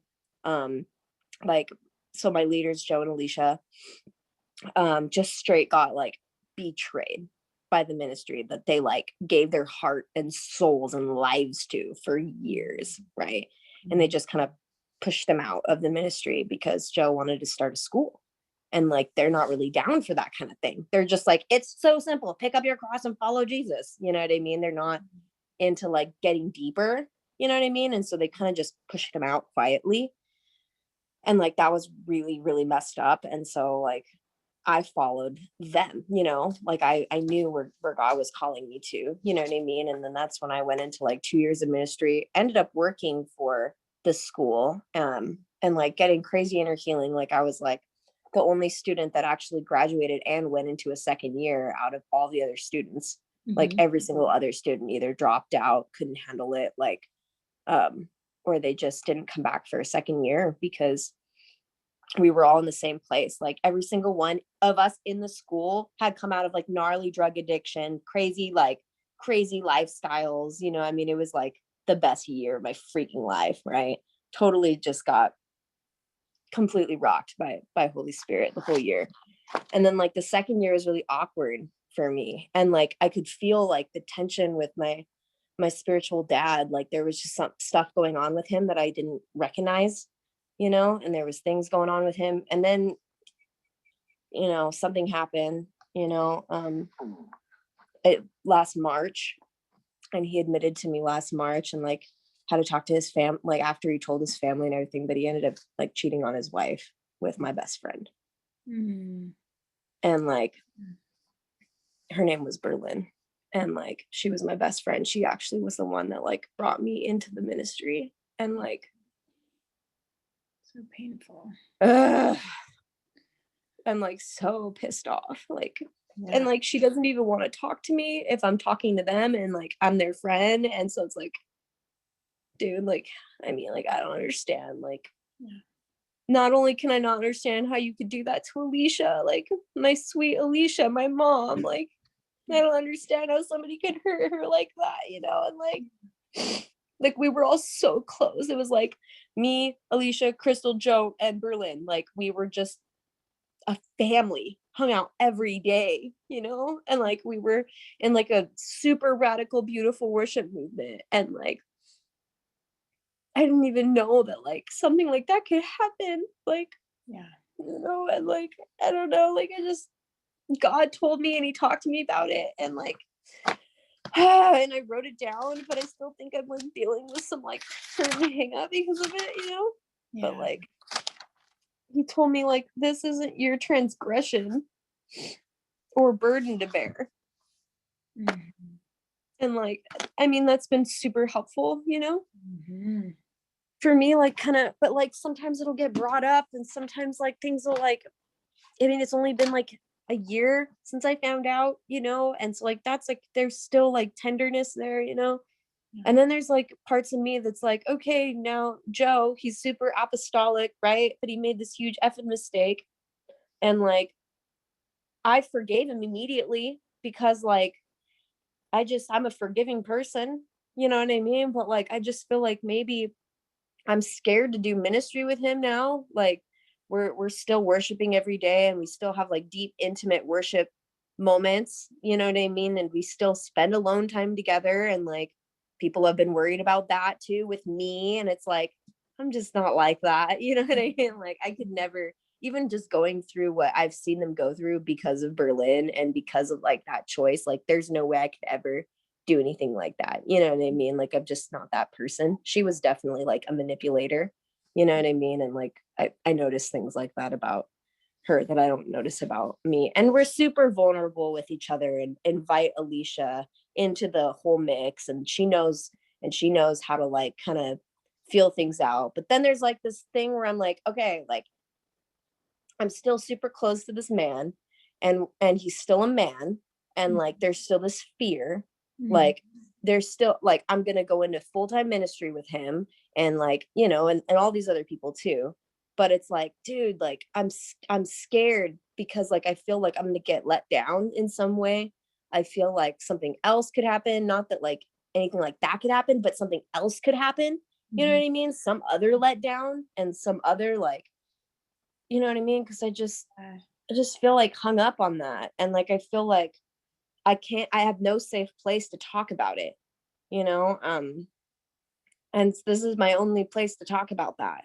You know what I mean? Because they kept it pretty secretive and like told a few of their close people. And then there was like a rumor that ended up going around in church and stuff like that, which is even more effed up and makes me freaking get super mad at the church. And like, you know, and it's like, man, like, there's just so much like BS that like I had to put up with the church. It just like, and I love the church, like the capital C church, not the immature church sometimes.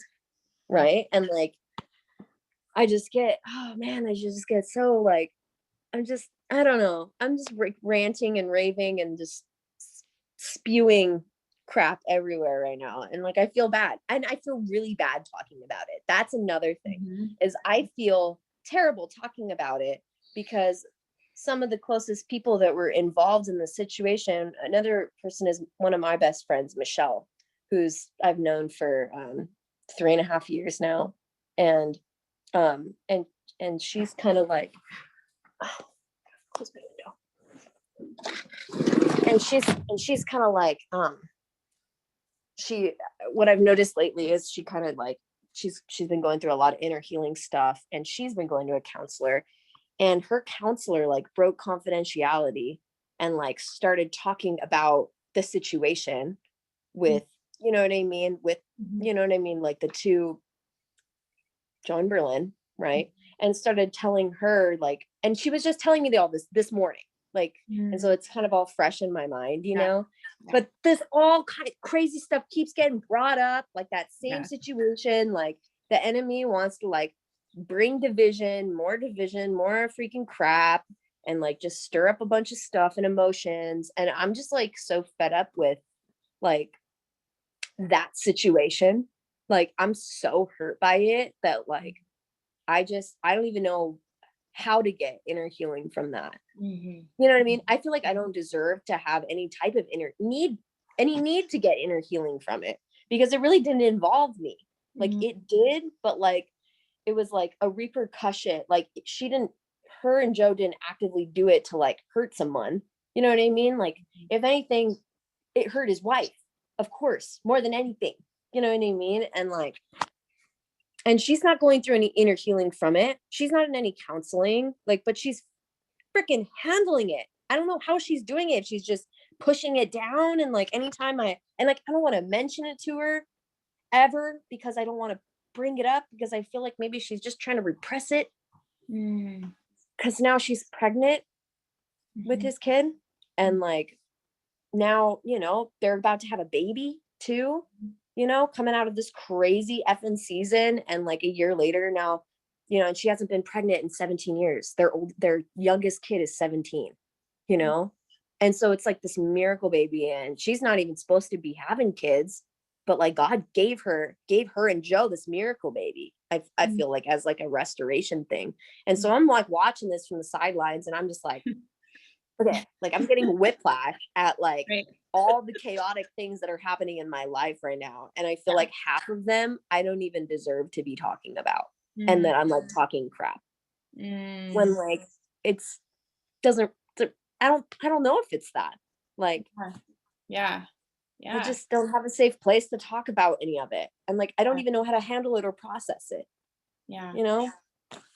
Yeah. I mean, I'm so hearing you, and I still feel so proud of you and just so honored that you were willing to share with us today. Like I'm curious, how are you doing on the inside? You mentioned you kind of have been feeling like I shouldn't be saying some of this stuff out loud, but what else is happening inside of you after sharing? I definitely feel anxious. I feel really anxious. And I feel like scared. You know? Yeah, I'm just scared. Yeah. More performance stuff, you know? Yeah. Like I have to put on this facade and like be like, Rio's got all her shit together, and like people look up to me in the community big time. And like there's pressure there. And like, you know, I went to a Celebrate Recovery the other day, and all the girls were like, dude, we haven't seen you in so long, like we freaking miss you, like pray for us, like all this stuff. And I'm like, can you just pray for me? Because like I feel like shit. Yeah. You know, and like, and so I got a little bit vulnerable, you know, about the season that I've been in, you know what I mean? And told them I've been in counseling and like all this stuff. And like, you know, like I don't know, but like I feel like the performance is starting to break because I'm recognizing it. You know what I mean? And like I thought I was like the most not religious person ever. Yeah. But like I have more religion in me than I even realized. Sure. And Sure. it's crazy. We all do. We all do. Yeah. I know. And like the pride and the ego and the like show face and like I know. I don't know. And now I only have like 10 minutes and like I just probably needed this just to vent. And like I don't even know what all you guys are saying, but there's 93 things in the chat. I don't know how I'm supposed to, am I supposed to take pictures of this, or how am I supposed to read all this? You can like, you can read it if you want. Yeah, you don't have to. Is it gonna disappear? Because we ended 12. Is it gonna disappear? You could go through and like scroll through and copy and paste all of it in a big chunk and then read it later if you want. Okay. But I hear you, and I love your honesty. It's beautiful and refreshing, and I love just your willingness to share where you are. But I also hear this like determined, like, this is where I want to go. When you were like, I want freedom. Like you didn't say it in these words, but there was something about when you were talking that you were like, I want to be like clear on the inside. I want to like have clear eyes and clear mind. And I want to function in this place of freedom. And I have two thoughts that I'd love just to offer you that you can take or leave. Does that sound okay? Yeah, let me write them down. Hold on. It's like, yeah, just trying to like copy and paste all these things because like all this stuff is so wonderful. I need to read it later on. Yeah, it looks like Elizabeth offered to send it to you in Messenger if you want. Oh yeah, I actually don't have Messenger, but I'll download it right away and then send it to me tonight if can. Cool. I don't even have Facebook. I had to get off Facebook. Like I'm freaking so sick and tired of. The only thing that I go on is our group. I actually created a new Facebook just for the group. Yeah, no that's cool. picture, no nothing. Like That's so yeah, if you could do that for me, that would be great. Yeah, thank you. Cool. Yeah, thanks for offering that, Elizabeth. So the first thing that I'm curious about is like when you're talking about freedom, your demeanor changed and your eyes lit up, and I was like, okay, this is a woman who's had glimpses of freedom. And so I'd love for you to spend some time really remembering those glimpses of freedom. Was it freedom you saw in someone else's life? Was it freedom you saw in your own life? Just go back and make like, you know, see it, smell it, you know, feel it, like all of that, like get what those moments were, get those really clear in your head.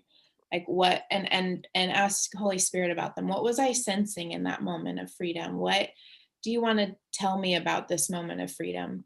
Because you wouldn't be in this course if you didn't have some like compass inside you that was like, hey, we're going here and we're getting freedom. So letting your heart and your mind come into alignment with that could be really powerful. So that's one thought to do. And then another thing, and it's funny because I mention it to clients a lot, but I only mention it when it comes to me. So it's like, you've probably heard me say this before, but I do feel it somewhat specifically for you. And it's always funny to me because it feels so out of left field. Because you've shared with me some fresh pain that's been coming up, and this is going to sound like way off topic, but I think it's really important. Start making lists of what lights you up inside. What's life-giving to you? What do you love? What is the most ridiculous thing that's so small, but you just love it in life? Okay. Start making a list and make a hard copy, old-fashioned paper and pencil list. Tape it to your wall. And just every time you bump into something like that in life, is it your daughter like made a joke and it was like actually funny and you're like, what the heck, that really, like, I actually laughed at that, write it down. Yeah, she does do that sometimes. Yeah. 6 is like, oh, you're a real human being, Dude, like she says some freaking funny things sometimes. I'm just like shocked that came out of her mouth. She's so funny.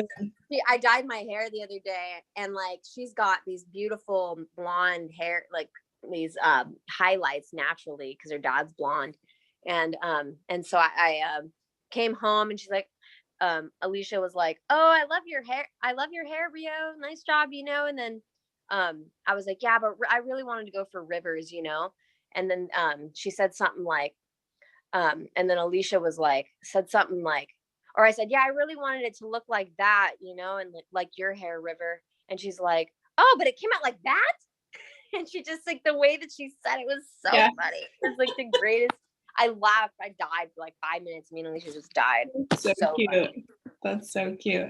Yeah. I do need to do that because like I feel like my biggest weapon that God told me, like my biggest weapon of warfare has always been joy, and like it's always been joy because like I'm a worshiper and like I definitely I'm very, very passionate when I worship and like I get on my freaking face and like worship isn't just song. Like I know that I'm a worship leader with my life. It was the first prophetic word ever spoken to me when I first got saved, and I went to this crazy conference and this Bethel dude prophesied that over me. He's like, you're a worship leader with your life. Like, you don't know what that means yet, because I wasn't even a worship leader, and like, he's like, but you have that anointing, and people like see that and people are going to like follow that with you. And I was like, yeah. And then like another one was like the fiery joy of the Lord, and like, that's like my greatest weapon. And like, I haven't been super joyful at all in like a very long time. And like, there's like been little bouts of giggly happiness or whatever, but they're just like momentary and it's not like sustainable joy. And like, I would just love to have that. And so I think that would be helpful. So thank you. Yeah, absolutely. Anything that like gets you in the gut and makes you go like, oh, I just love that. Like say it out loud when it happens. Like there's something about as we're diving into pain, as we're getting honest, that's really important. But also to be honest with ourselves about what is life-giving and what lights us up. That's really important. So it's not that we're covering up our pain with pretend joy. It's that we're letting both exist. We're getting really, really honest about pain. We're getting really, really honest about joy, because both of these capacities are deepening at the same time. Yeah. I feel like my biggest like need is to like feel free. If that's even is that a need? It would be interesting to explore. I feel like I just need to feel free. And like, I think that there can also be like a sense of like wanting to do it myself kind of thing, which is kind of something that I deal with, but it's like, I definitely want to use my freedom to bless the Lord. Like, I definitely want that. And like, but I feel like I'm in this place where like, I can't like, I can't even bless him if I'm not free. Like I can't like be like who I truly am if I'm not like experiencing the freedom that Christ died to give me. And like,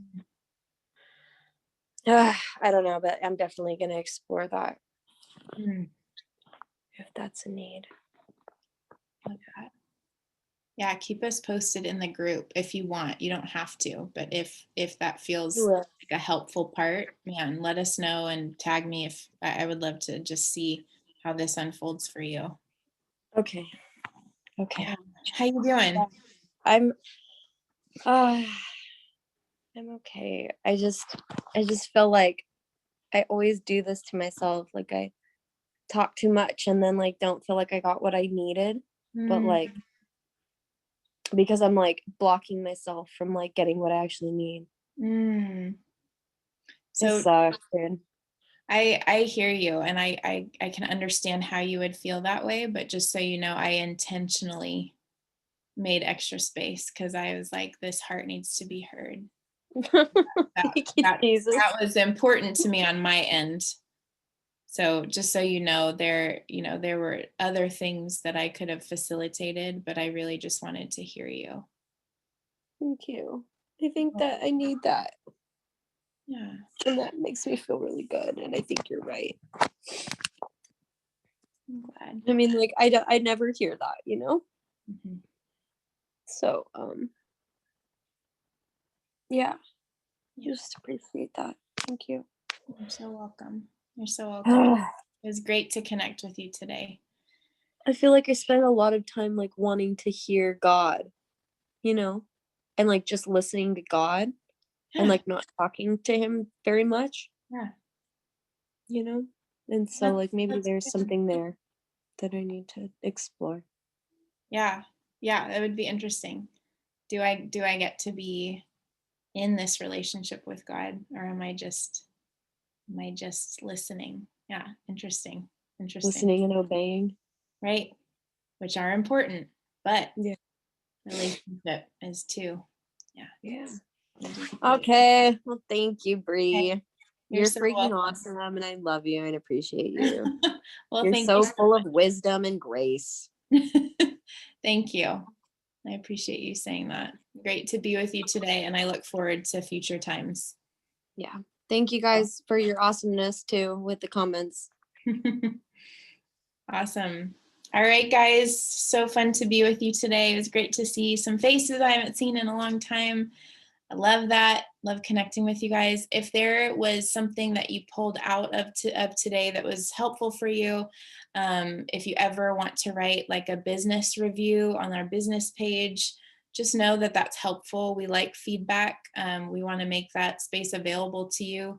If you ever want to share how this group and how this program is impacting you, there are lots of different avenues in which to do that. So just let us know. If you are on the list and you did not get coached today, please bring your question to another call, to a one-on-one, to the Facebook group. We want to support you in that. And yeah, I hope everybody has a really sweet afternoon, and I'll see you next time. Oh, we're doing the Zoom room, right, Hannah? Forgot to say that last time. Okay, so 1 hour Zoom room. Hannah's going to keep